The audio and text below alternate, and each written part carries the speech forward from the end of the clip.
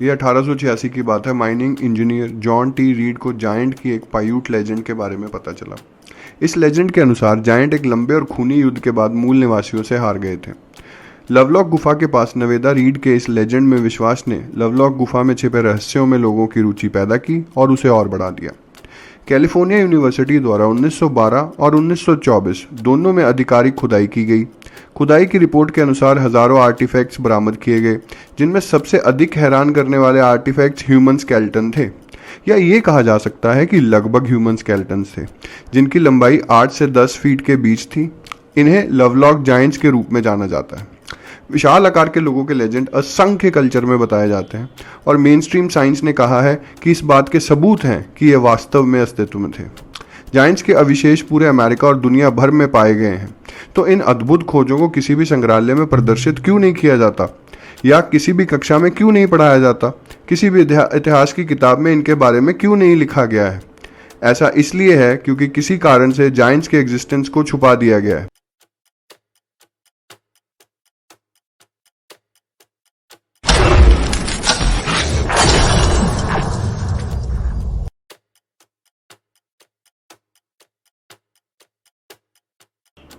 यह कहना कि जायंट्स इतिहास की किताबों में नहीं आते बिल्कुल गलत है। कई एंशियंट कल्चर्स जैसे भारतीय पौराणिक कथाओं में जायंट्स का उल्लेख है।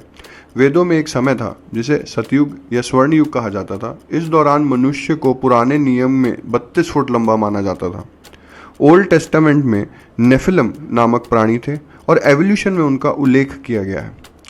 उन दिनों पृथ्वी पर दानव थे और उसके बाद भी जब भगवान के पुत्र मनुष्य की पुत्रियों के पास आए और उन्होंने उनसे बच्चे पैदा किए तो बहुत ही प्रभावशाली बच्चे पैदा हुए। होने की एक पुस्तक में जायंट्स को काफ़ी हद तक दिखाया गया है, जो मृत सागर स्क्रोल के बीच पाए गए धार्मिक ग्रंथों में से एक है। कहा जाता है कि नेफिलम पुराने समय के एक ऐसे लोग रहे हैं जो ग्रेट फ्लड से पहले मौजूद थे। प्राचीन भारतीय ग्रंथों में भी इस बात की पुष्टि की जाती है।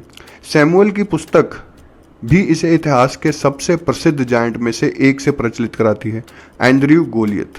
गोलियत एक फिलिस्तीनी योद्धा था जिसने इजरायलियों को बाहर भेजने की चुनौती दी। एकल युद्ध के चैंपियन डेविड ने केवल एक गुलेल से लेस होकर और भगवान के विश्वास के साथ जायंट गोलियत को एक ही पत्थर से नीचे गिरा दिया। ऐसा कहा जाता है कि गोलियत 7 से 11 फुट लंबा था और आनकियों या आनिकिम और आनिकिन के नाम से जाने जाने वाले लोगों का वंशज था। वह नेफिलम के वंशज थे, लेकिन इतिहास में जायंट्स के संदर्भ और भी पुराने हैं। प्राचीन सुमेरियों के पास आनिकिन के समक्ष देवताओं की एक जाति थी, जिन्हें कभी कभी जायंट्स या अनुकानी के रूप में वर्णित किया गया है। और यदि आप जानते हैं कि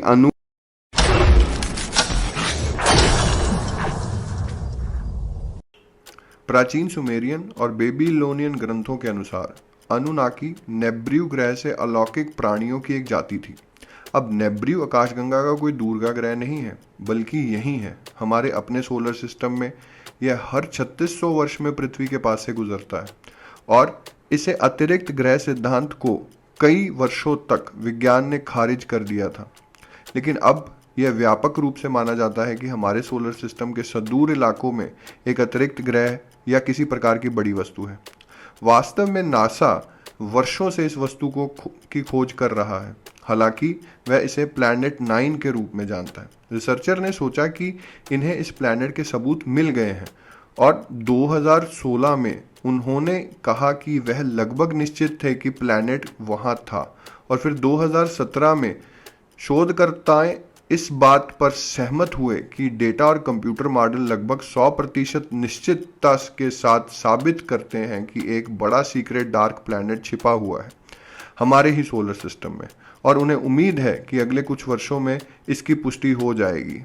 जब इसकी पुष्टि हो जाएगी तब हम जान पाएंगे कि यह प्लैनेट क्या निब्रू प्लैनेट था। अब गोलियों के अनुसार जब निब्रू पर वातावरण खराब होना शुरू हुआ तो अनुनाकी रिसोर्सेज के लिए पृथ्वी पर आ गए। विशेष रूप से पानी और सोने के लिए आए थे। उनके दासों के विद्रोह के बाद अनुनाकी को एक नए कार्यबल की आवश्यकता थी। उन्होंने एक नई दास जाति बनाने की कोशिश करनी शुरू की। पृथ्वी के विभिन्न जानवरों पर आनुवांशिक प्रयोग किए गए। वह अनुनाकी के डीएनए को होमो नामक गुफाओं में रहने वाले इरेक्टस के साथ जोड़ने में सफल हुए, जिससे एक नई प्रजाति होमो सेपियन उभरी। सुमेरियन और बेबीलोनियन ग्रंथों में इस नई प्रजाति को पहला आदमी या अडमू कहा जाता है, और इब्रानियों ने इसका अनुवाद एडम के आदमी के रूप में किया था।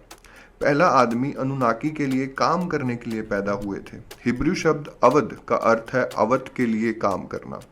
इसका अर्थ पूजा भी है, और इसीलिए मनुष्य छोटे मनुष्यों की तुलना में अपने देवताओं अनुनाकी या जाइंट्स की पूजा करते थे।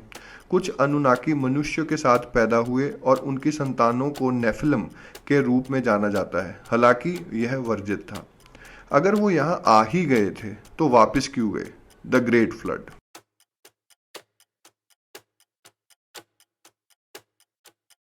गोलिया कहते हैं कि जब नेब्रू अतिरिक्त और मंडल के पास से गुजरा तो इसमें गंभीर विद्युत चुंबकीय गड़बड़ी हुई।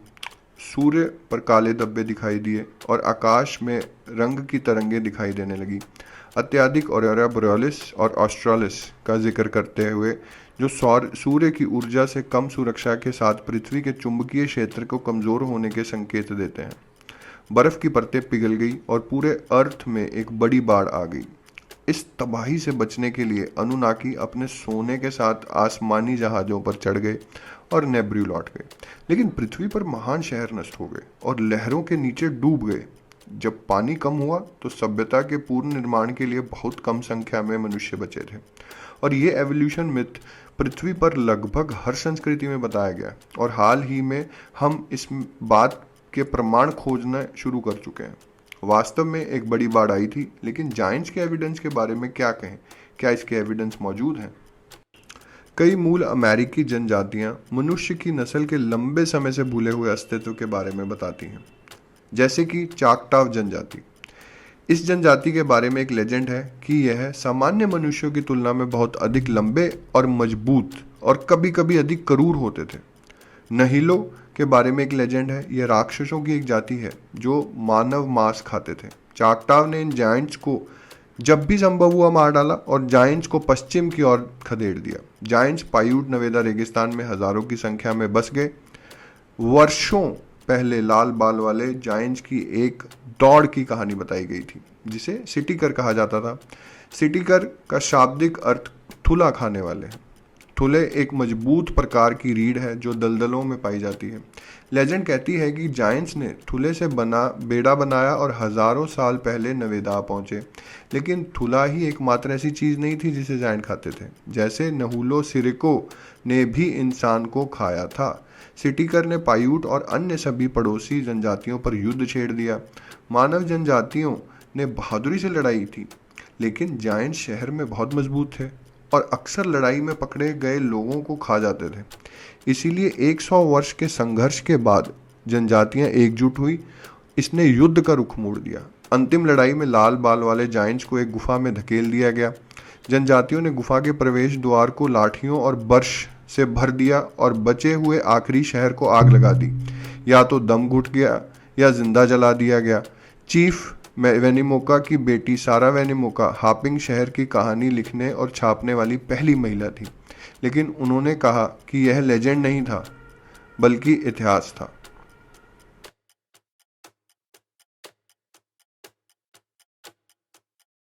लेकिन जायंट सिर्फ नवेदा रेगिस्तान में ही नहीं पाए गए थे।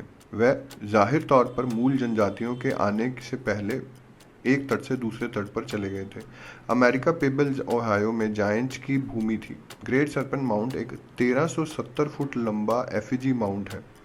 कोई नहीं जानता कि इसे क्यों बनाया गया था, लेकिन पास में उल्का प्रभाव क्रेटर के कारण इस क्षेत्र के ग्रेविटी और मैग्नेटिक अनोमली से भरा है।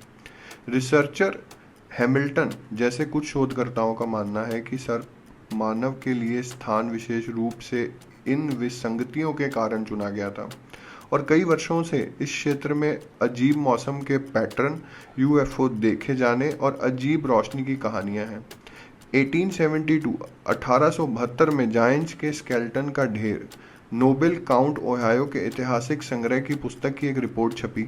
किसी को 3 कंकालों के अवशेष मिले, जिनके आकार से पता चला कि उन्होंने जीवन में कम से कम 8 फीट की ऊंचाई मापी थी।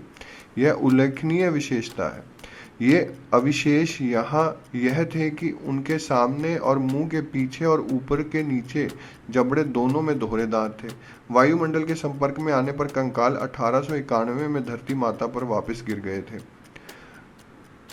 मानव विज्ञानी फ्रेडरिक वार्ड पटनम को इस क्षेत्र में बड़े कंकाल मिले थे। इसकी मानव वैज्ञानिक फ्रेडरिक वार्ड पटनम को इस क्षेत्र में बड़े कंकाल मिले थे।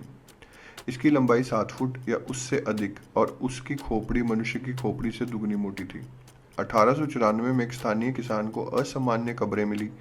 इस खोज को न्यूयॉर्क टाइम्स में वॉरेन कोवेन ने भी कवर किया था, जिन्होंने हाल ही में प्रसिद्ध सरपेंट माउंट से 1 मील की दूरी पर कई प्राचीन कब्रों की खोज की थी, जहां प्रोफेसर पटनम थे। एक कब्र को खोलने पर हार्वर्ड ने दिलचस्प खोज की, जिसमें 6 फुट से अधिक का एक कंकाल सामने आया। दूसरी कब्र में एक आदमी का कंकाल सामान्य रूप से बड़ा था। ऐसा लगता है कि यह क्षेत्र काफी बुद्धिमान लोगों द्वारा बसा हुआ था और सर्प टीला पूजा की वस्तु थी।